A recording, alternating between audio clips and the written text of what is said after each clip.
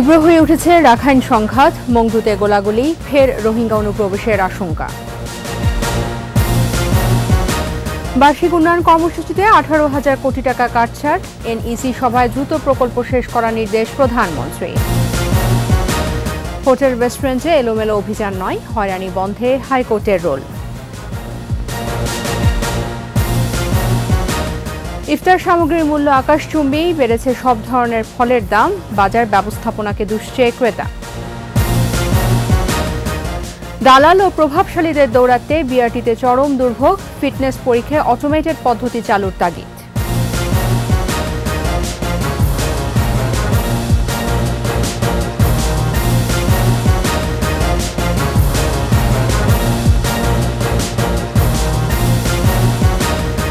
শুনছিলেন first security ইসলামী bank PLC সংবাদ শিরোনাম।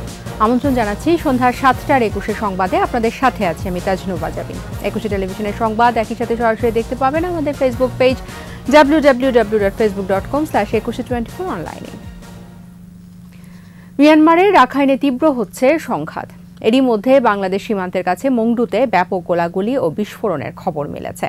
এ অবস্থায় বাস্তুচ্যুত রোহিঙ্গাদের বাংলাদেশে অনুপ্রবেশের আশঙ্কা বাড়ছে। এর আগে সোমবারে রাতে বাংলাদেশে আশ্রয় নেয় মিয়ানমার সীমান্তরক্ষী বাহিনী বিজিবির 177 জন সদস্য। তাদের দ্রুত ফেরত পাঠানোর উদ্যোগ নিচ্ছে পররাষ্ট্র মন্ত্রণালয়। আরও জানাচ্ছেন দুলি মল্লিক।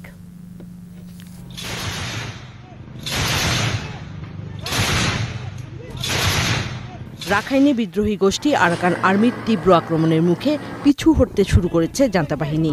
নতুন করে দক্ষিণের রামরি শহর দখলে নিয়েছে তারা।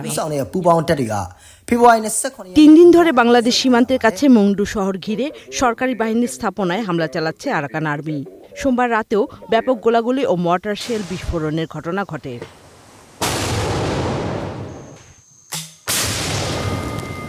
যুদ্ধে টিকতে না পেরে ওই রাতেই বাংলাদেশে প্রবেশ করে মিয়ানমার সীমান্ত রক্ষী বাহিনীর 177 সদস্য। আরও অনেকে আশ্রয় নিয়েছেন কালাদান পাহাড়ে। তারাও স্থলপথে বাংলাদেশে ঢোকার চেষ্টা চালাচ্ছেন বলে জানা গেছে। এছাড়া রাখাইনে দক্ষিণে উপকূলীয় একটি গ্রামে প্রথমবারের মতো গুলি চালিয়েছে মিয়ানমার নৌবাহিনী। প্রাণ বাঁচাতে পালিয়ে যেতে বাধ্য হয়েছে কয়েকশো মানুষ। এই অবস্থায় বাংলাদেশ সীমান্তে নজরদারি বাড়িয়েছে বিজেপি। পররাষ্ট্রমন্ত্রী ডক্টর হাসান মাহমুদ জানান, আলোচনার মাধ্যমে দ্রুত ফেরত পাঠানো হবে 177 বিজেপি সদস্যকে।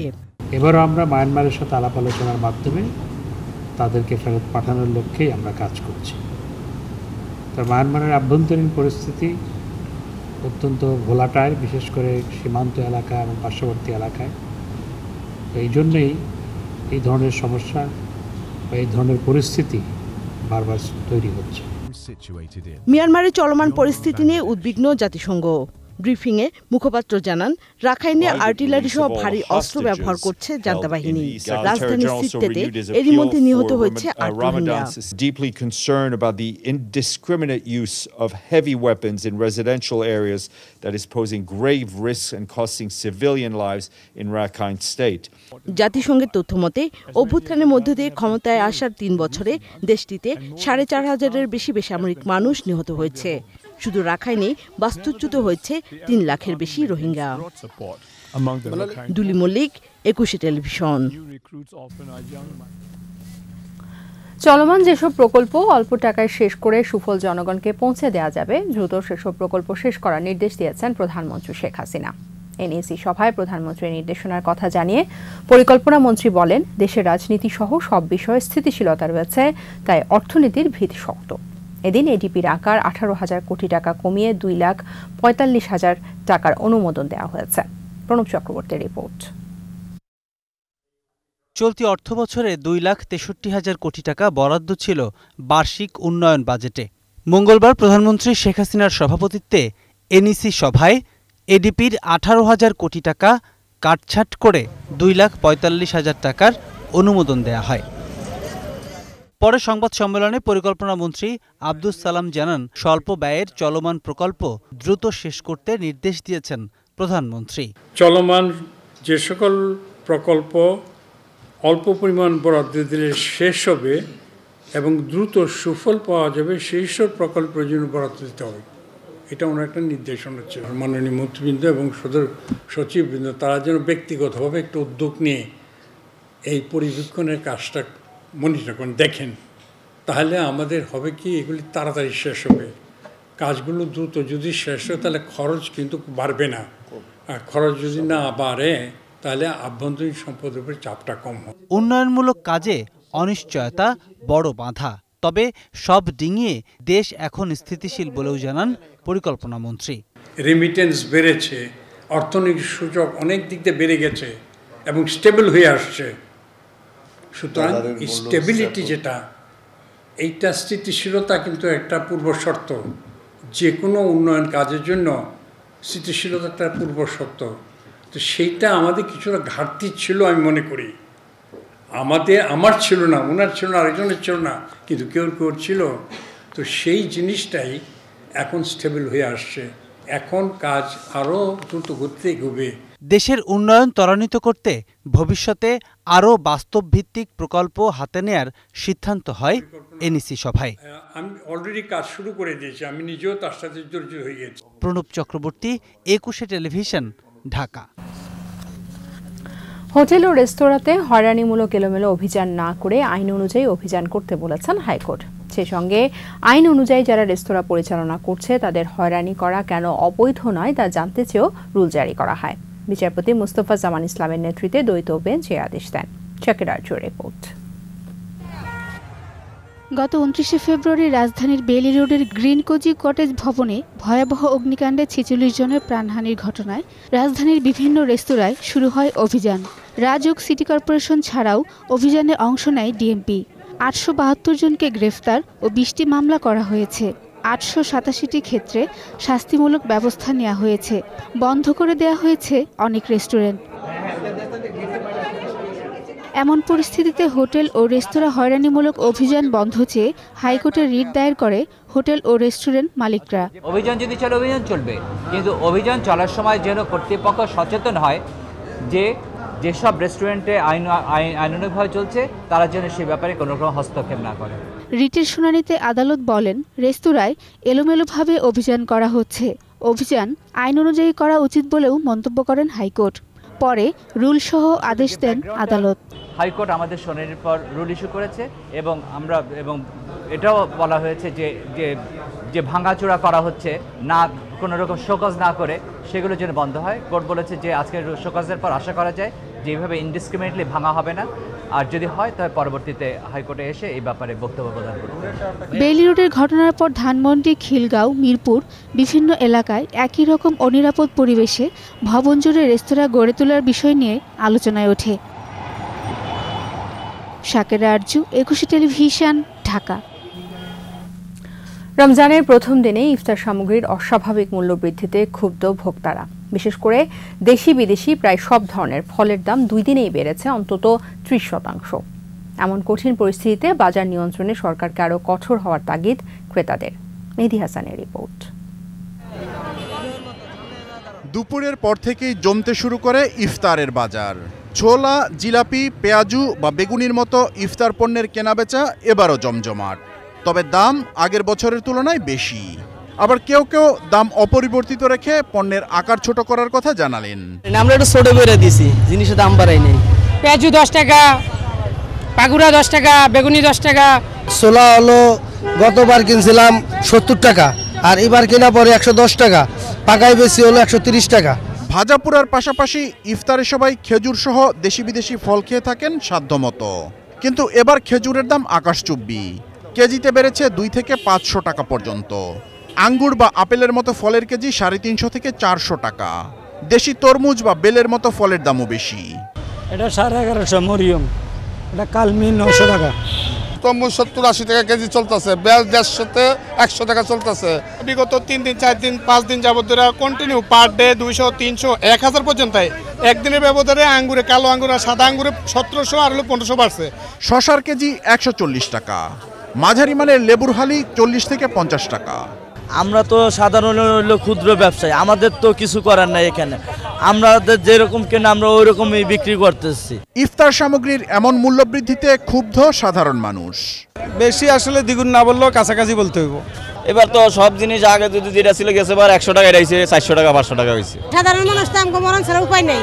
এদিকে 5 তারকা হোটেল সোনারগাঁয়ে রমজান উপলক্ষে 3,500 টাকা কেজি দরে জিলাপি আর 3,000 টাকা কেজিতে হালিম বিক্রি হচ্ছে। এ দামেও ক্রেতার অভাব নেই সেখানে। ইফতারি কিনতে আসছি এখান থেকে আরও 1 ঘন্টা আগে, অর্ডার করেছি, আমাদের বলছে 45 মিনিট বসতে হবে, তো মনে হচ্ছে না 45 মিনিটে পাবো, আরও 1 ঘন্টা লাগতে পারে মনে হচ্ছে। পাশাপাশি বুফে ডিনার সহ ইফতারের প্যাকেজও আছে 5 তারকা হোটেলগুলোতে। এবারের বুফে ইফতার খুবই রিজনেবল প্রাইস রাখা হয়েছে, ফলোড বাই বুফে ডিনার 6,500 টাকা মাত্র। এবং সবচেয়ে আকর্ষণীয় বিষয় হচ্ছে আমাদের এখানে অনেকগুলো আইটেম আছে এবং এই প্রাইসে বিভিন্ন ব্যাংকের কার্ডে, প্রায় 18টি ব্যাংকের কার্ডে বাই ওয়ান গেট ওয়ান সুবিধা থাকছে। মেহেদি হাসান, 21 টেলিভিশন, ঢাকা। বিআরটিতে যানবাহনের ফিটনেস পরীক্ষায় এখনও দুর্ভোগ কমেনি দালাল ও প্রভাবশালীদের দৌরাত্ম্য। 97 কোটি টাকা খরচ করে মিরপুরে ভিআইপি সেন্টার স্থাপিত হলো, সিরিয়াল পেতেই ব্যাপক ভোগান্তিতে পড়তে হয়। বিআরটির গাড়ির ফিটনেস নিয়ে বিস্তারিত জানাচ্ছেন সাইদুল ইসলাম। সড়ক দুর্ঘটনার কারণগুলোর অন্যতম যানবাহনে ফিটনেস না থাকা আর দক্ষ চালকের অভাব। এখনও দক্ষ চালক তৈরি ও সঠিকভাবে যানবাহনের ফিটনেস দিতে সক্ষমতা অর্জন করতে পারেনি বিআরটিএ। ঢাকার মিরপুরে একটি ফিটনেস টেস্টিং সিস্টেম থাকলেও পর্যাপ্ত জায়গা নেই। সিরিয়াল পেতে একদিন আগে বা আগের রাতে এভাবে সড়কে দাঁড় করিয়ে রাখতে হয় যানবাহন। দালাল ছাড়া ভিতরে প্রবেশ অনেকটা অসম্ভব। দালাল ও প্রভাবশালী চক্রের বলয়ে পুরো সড়ক জুড়ে তাদের টাকা না দিলে মিলে না সিরিয়াল। আমরা যে বনে আটটায় আইছি, কেন কাগজ পাচ্ছি না, কেন সামনে যেতে পারতেছি না, হট কইরা আপনার সামনে ঢুকাই দেয় 2000 টাকার বিনিময়ে, 1500 টাকার বিনিময়ে আপনারা কাগজ করে চলে যেতেছেন। এটা হয় না ভাই। গাড়ি খাড়া করে আউটে গাড়ি ঢুকাই দালালেরা, দেন সিরিয়াল 3 নাম্বার সিরিয়াল করে এই যে গাড়ি ঢুকা সামনে খারাপ। কিন্তু আমার 2টা থেকে 4টা পর্যন্ত আমার স্লট, তো এখন বাকি গাড়িগুলা কি হবে? তো স্লট ছাড়া গাড়িগুলা কিভাবে আসে বলেন? এই ব্রিজের গোড়ার থেকে এখানে আইতে 12টার থেকে এই পর্যন্ত এখানে পুষছি, এখান দিয়ে সম্পূর্ণ গাড়িগুলা ঢুকে, সার্জেন্টরা দেখে কিছু বলে না। সকালবেলা আসছি কিন্তু ভাত না খাইয়ে এখন পর্যন্ত বসে রয়েছি, কাজ করাইতে পারিনি, সবাই লাইন পেয়েছি। 21-এর ক্যামেরা দেখার পর দালালরা সব আড়াল হওয়ার চেষ্টা করে।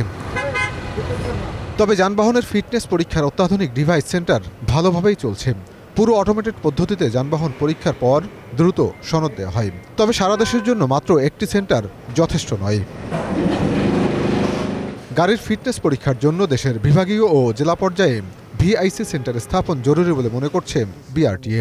পর্যায়ক্রমে সারা দেশেই আমরা এই কার্যক্রম চালু করব এবং অনেক জেলাতে আমাদের ভূমি অধিগ্রহণ করা হয়েছে এবং অনেক জেলাতে ভূমি অধিগ্রহণের পর্যায়ে আছে। কাজেই এইগুলো আস্তে আস্তে সব জায়গায় আমরা ভিআইসি স্থাপন করব। বিশেষজ্ঞরা বলছেন অটোমেটেড পদ্ধতি ছাড়া ফিটনেস পরীক্ষা হলে সেটি বাস্তবসম্মত নয়, সে কারণে দুর্ঘটনা বাড়ছে। সরকারকে যান মাল রক্ষায় এবং নিজের ম্যানিফেস্টোতে স্মার্ট উন্নয়নের যদি তারা বাস্তবায়ন করতে চায়, এগুলিকে রিফর্ম করা ছাড়া পদ্ধতিগত আন্তর্জাতিক মানের চালক তৈরি করা এবং আন্তর্জাতিকভাবে যেইভাবে ফিটনেস দেওয়া হয় সেটা যদি আমি করতে না পারি, এটা ফাঁকা বুলি হয়ে যাবে। যানবাহন পরীক্ষা নিরীক্ষার ক্ষেত্রে কর্মকর্তাদের আরও দায়িত্বশীল হওয়ার পরামর্শ সংশ্লিষ্টদের। সাইদুল ইসলাম, 21 টেলিভিশন, ঢাকা। সংবাদের পর্যায়ে নিচ্ছি বিরতি, ফিরে এসে থাকবে। রমজানের প্রথম 10 দিন খোলা থাকছে প্রাথমিক বিদ্যালয়, মাধ্যমিক 15 দিন। অপরিকল্পনা অসচেতনতায় রাজধানীর ভিআইপি সড়কে মরণ ফাঁদ, জেব্রা ক্রসিং সহ সড়ক নিরাপত্তা জোরদারের দাবি।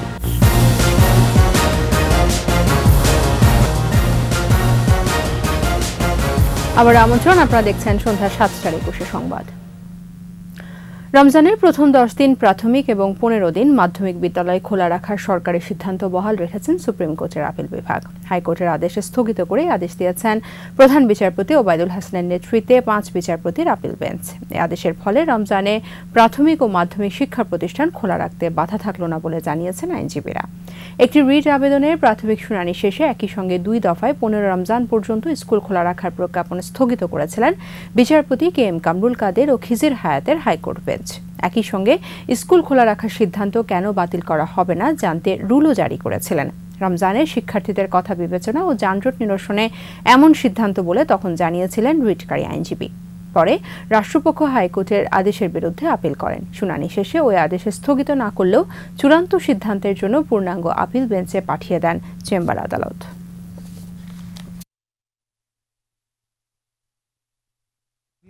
প্রাথমিক যে বিদ্যালয়গুলো আছে সেগুলোতে বলছে 10 দিনের জন্য স্কুল খোলা থাকবে, আর উচ্চ মাধ্যমিক যেগুলো সেগুলো হচ্ছে 15 দিন খোলা থাকবে। পলিসি ডিসিশনটা কোনোভাবেই আদালতে চ্যালেঞ্জ করা যায় না।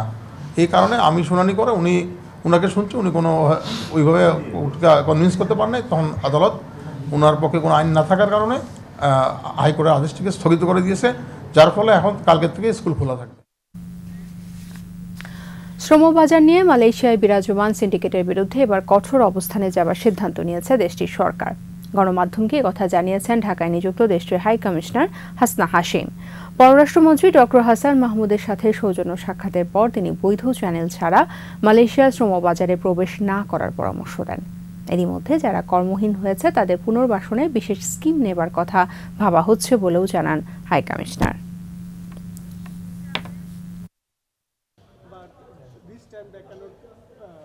We are very committed, like I said,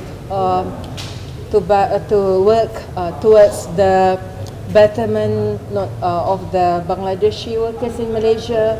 We in terms of the well-being of the Bangladeshi workers is always high in terms of our priority.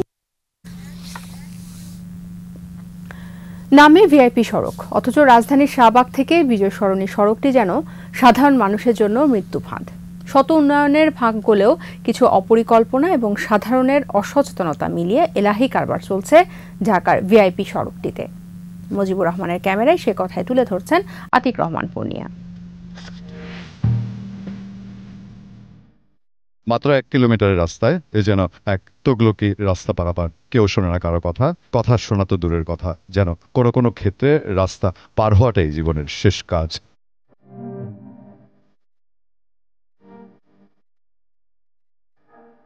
কি বৃদ্ধ বৃদ্ধা কিংবা জোয়ান, কি নারী বা পুরুষ, 2 মিনিট হাঁটার ধৈর্য কারো নেই। কাছাকাছি জেব্রা ক্রসিং বা ওভারব্রিজ ব্যবহার করবেন না কেউ।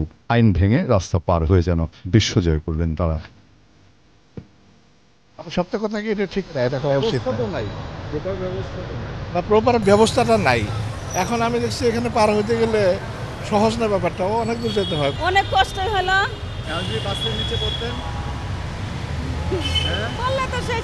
সার্ক ফরা থেকে ফার্মগেট নাগাদ জেব্রা ক্রসিং মাত্র 2টি, বাকি সমস্ত পথ মেট্রো রেলের নিচে ডবল গ্রিল দেয়া। যারা জীবনের ঝুঁকি নিয়ে পার হন তারা বলেন আরো কিছু জেব্রা ক্রসিং থাকলে ভালো হতো। অবশ্যই ঝুঁকিপূর্ণ, আসতে হয়, উপায় নেই, এদিকে তো কোনো ওভারব্রিজও নাই। মাঝে মাঝে যাই তো, কারণ বাজার ওই দিক দিয়ে পারে না, ভয় লাগে না। ফার্মগেটের সামান্য দূরত্বে দুটি ওভারব্রিজ, সেগুলো ফেলে গ্রিল টপকে পার হওয়া যেন এক ফ্যাশন। ভুল করছি, আমি মাপ চাই। ফুট ওভারব্রিজ থাকতে এভাবে পার হচ্ছেন, এটা কি মানে ঠিক হচ্ছে কিনা? আপনারা তো শিক্ষিত মানুষ, সময়টাকে পৌঁছাতে হবে, অনেক দূরে যাইতে হবে, এই জন্য সরি। দায়িত্বে থাকা ট্রাফিক কর্মকর্তা শোনান কিছু আশার কথা। 1 ফিট 1.5 ফিট উঁচু করে দিত, তাহলে মানুষ কিন্তু আসতে পারতো না, তো বাধ্য হয়ে ওই ফুট ওভারব্রিজ ব্যবহার করতো। ওখানে তো একটা ফুট ওভারব্রিজ করবে, যেটা আমরা যতদূর জানি। আর সার্ক ফরা মোড় মানুষ পারাপারের আরেক অরাজকতার দৃষ্টান্ত। ট্রাফিক সেখানে অনেক অসহায়, কেউ ট্রাফিক সিগন্যাল মানতে চান না। দ্রুতগামী যানবাহনের ফাঁক গলে পথচারী বা রিক্সা চলে যায়, সেখানেও চারদিকের সিগন্যালে নেই কোনো সমন্বয়। আতিক রহমান পূর্ণিয়া, একুশে টেলিভিশন, ঢাকা। ভবন নির্মাণে রাজুকের কোনো অনুমোদন না থাকায় কেরানীগঞ্জের আটি মডেল টাউনে অভিযান চালিয়ে 8টি ভবনের বর্ধিত অংশ গুড়িয়ে দেওয়া সহ 2 ভবন মালিককে 4 লাখ টাকা জরিমানা করেছে রাজুকের ভ্রাম্যমাণ আদালত। অন্যদিকে ভবন নির্মাণের সময় রাজুকের অনুমোদনের বিষয়ে অবহিত ছিল না বলে জানিয়েছে ভবন মালিকরা। মোহাম্মদ কবিরের রিপোর্ট। রাজুকের অন্তর্ভুক্ত কেরানীগঞ্জের আটি বাজারের আটি মডেল টাউন। রাজুকের অনুমোদন ছাড়াই গড়ে উঠছে শত শত বিল্ডিং। রাজুকের পক্ষে বারবার নোটিশ ও মাইকিংয়ের পরও অনুমোদনের বিষয়টি গুরুত্ব দেয়নি ভবন মালিকরা।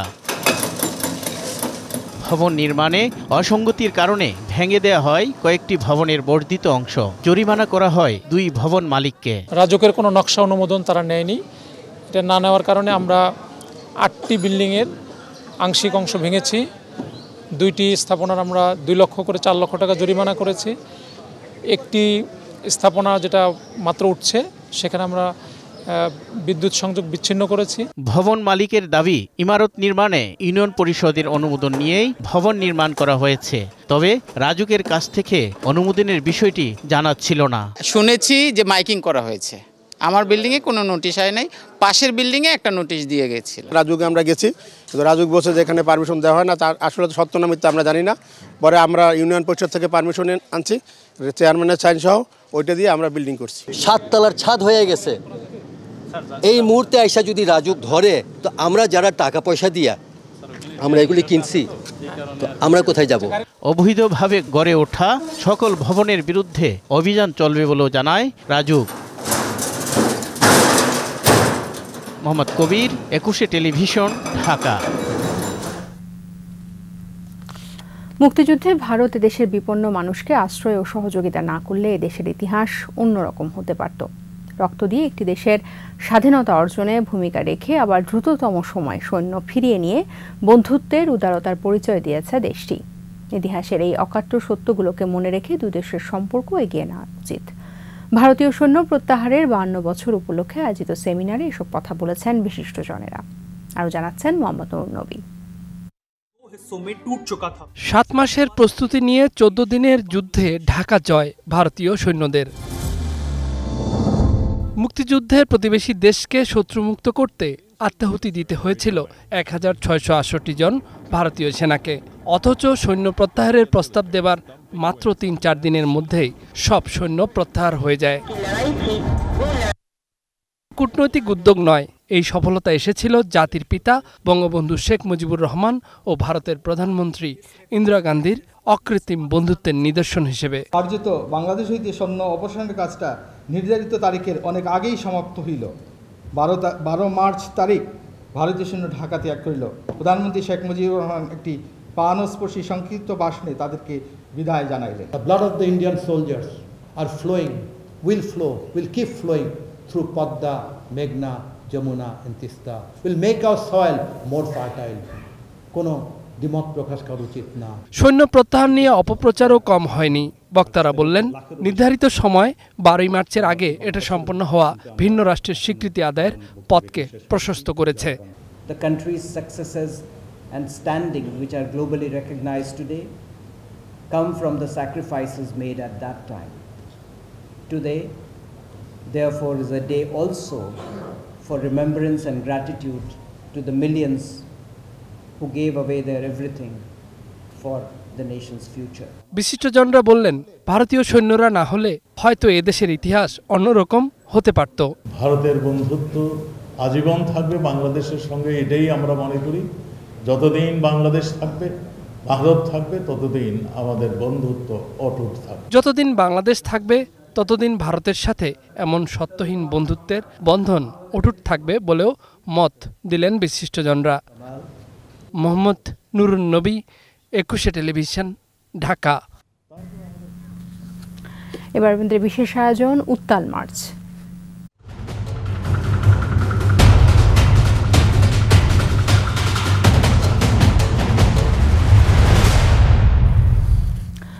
মুক্তিযুদ্ধে পাকিস্তানি বাহিনীর গণহত্যার নির্মম সাক্ষী খুলনার চুকনগরের স্মৃতিস্তম্ভ। গবেষকরা বলছেন, গণহত্যা নয়, পাকিস্তানি বাহিনী পরিকল্পিত জাতিগত নিধন চালিয়েছিল। ৭১-এর ২০ মে সেই গণধর্ষণ, লুটপাট ও হত্যার তথ্য সংগ্রহে কাজ করছে বেসরকারি সংস্থা। শেখ মোহাম্মদ জুয়েল ক্যামেরায় খুলনা বিভাগীয় প্রতিনিধি মহেন্দ্রনাথ সেনের রিপোর্ট, জানাচ্ছেন বদনাজামান। ১৯৭১ সালের মে মাসের ৩য় সপ্তাহে বিভিন্ন এলাকা থেকে লোকজন এসে জড়ো হতে থাকে চুকনগরের ভদ্রা নদীর পাড়ে। ২০ মে বেলা ১১টার দিকে সাতক্ষীরা থেকে পাকিস্তানি সেনাবাহিনীর ২টি দল ট্রাক ও জিপে চুকনগরে আসে। পাতখোলা বিল থেকে তারা গুলি চালাতে শুরু করে এবং পরে চুকনগর বাজারের দিকে অগ্রসর হয়। বিকেল ৩টা পর্যন্ত গুলি চালিয়ে তারা অসংখ্য মানুষকে হত্যা করে। এখানে প্রায় ১০,০০০ মানুষকে পাকিস্তানি সেনারা গুলি করে হত্যা করে। যখন গুলি থামিয়ে গেল, আমরা আস্তে আস্তে এসে দেখি আমার মা আমার আব্বার এইখানে নিয়ে বসে আছে লাশ। এখন আমার মা বলছে যে, বাবা তোর আব্বাকে আর পাবি, ওই দেখ হাজার হাজার লোক মারা গেছে, কিন্তু অসহায় লোক পড়ে আছে কিনা দেখি। গুলি করে তাদেরকে হত্যা করে এবং যেখানে 10,000-এর বেশি লোক মারা গিয়েছিল সেই হাজার হাজার মানুষের লাশ পরদিন বা তারও 2-3 দিন ধরে এই নদীতে ফেলা হয়েছিল।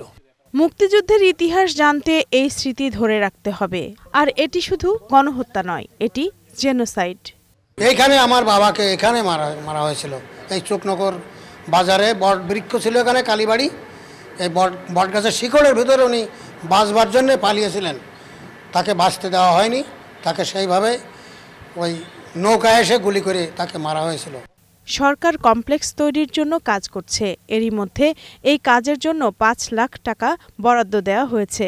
চুকনগরে গণহত্যার কথা ইতিহাসে স্থান পাক, সরকারিভাবে রাষ্ট্রীয়ভাবে এই দিনটাকে ছুটির দিন হিসেবে ব্যবহার হোক, এই ঘটনাকে পাঠ্যপুস্তকে স্থান পাক এবং আন্তর্জাতিক এবং দেশীয় পর্যায়ে ইতিহাসও স্থান পাক। চুকনগরের জাতিগত নিধনের আন্তর্জাতিক স্বীকৃতির দাবি জানিয়েছেন মুক্তিযোদ্ধারা। রত্না সামান, 21 টেলিভিশন। সন্ধ্যার সংবাদে আবারও বিরতি, ফিরে এসে থাকছে। অবকাঠামো নির্মাণে 2 বছরও সিরাজগঞ্জে চালু হয়নি ট্রমা হাসপাতাল, পড়ে আছে অযত্ন অবহেলায়। রমজানেও থেমে নেই ইসরায়েলি বর্বরতা, সেহরির সময় বোমা হামলায় একই পরিবারের 16 জন নিহত।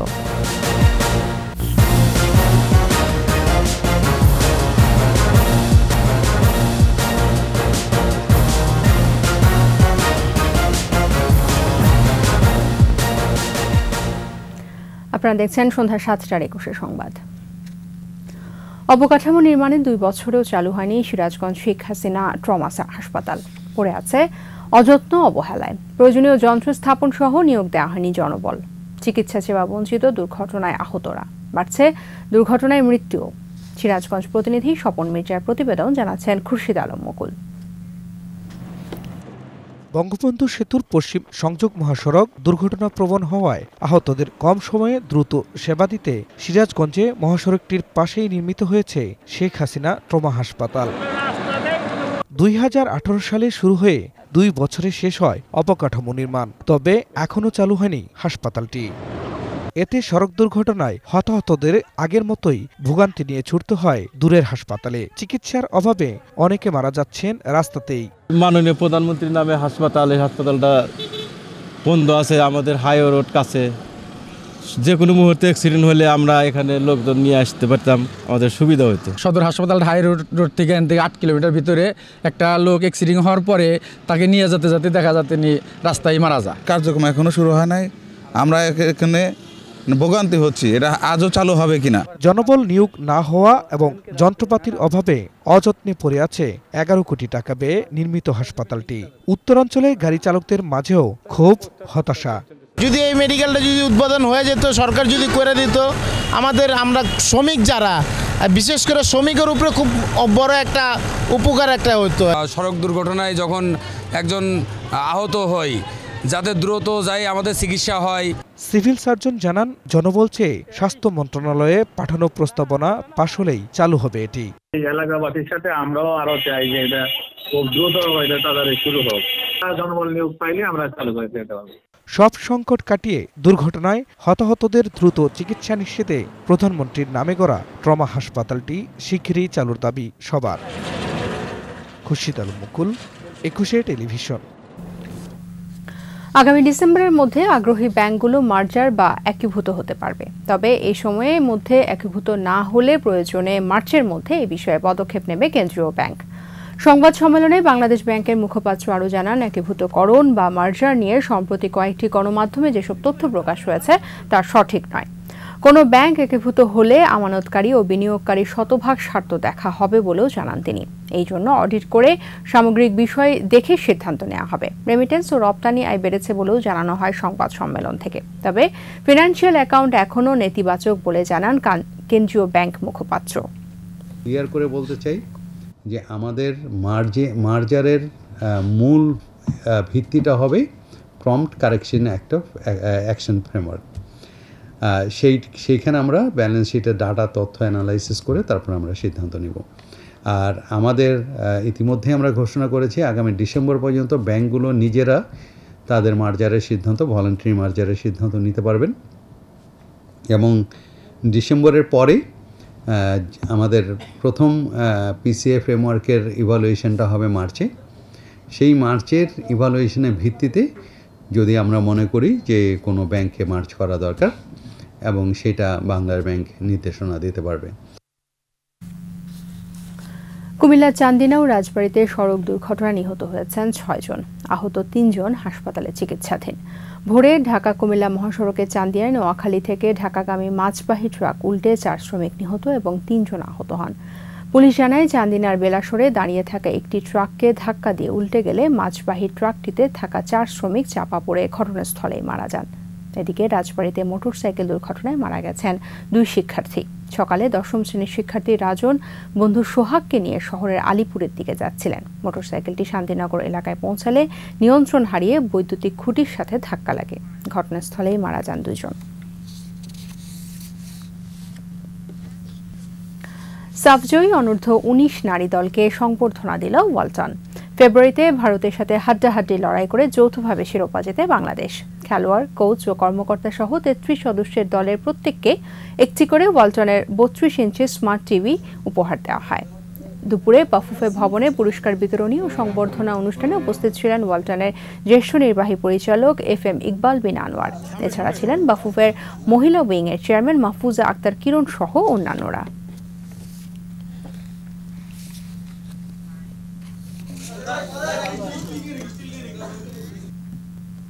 শেষ করব সন্ধ্যা 7টার 21 সংবাদ। যাবার আগে ফার্স্ট সিকিউরিটি ইসলামী ব্যাংক PLC সংবাদ শিরোনামগুলো জানাবো আরও একবার। তীব্র হয়ে উঠেছে রাখাইন সংঘাত, মংডুতে গোলাগুলি, ফের রোহিঙ্গা অনুপ্রবেশের শঙ্কা। বার্ষিক উন্নয়ন কর্মসূচিতে 18,000 কোটি টাকা কাটছাট, NEC সভায় দ্রুত প্রকল্প শেষ করার নির্দেশ প্রধানমন্ত্রী। হোটেল রেস্টুরেন্টে এলোমেলো অভিযান নয়, হয়রানি বন্ধে হাইকোর্টের রুল।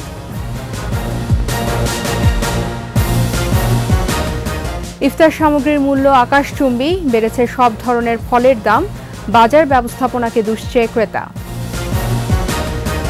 দালাল ও প্রভাবশালীদের দৌড়াতে বিআরটিতে চরম দুর্ভোগ, ফিটনেস পরীক্ষায় অটোমেটেড পদ্ধতি চালুর তাগিদ।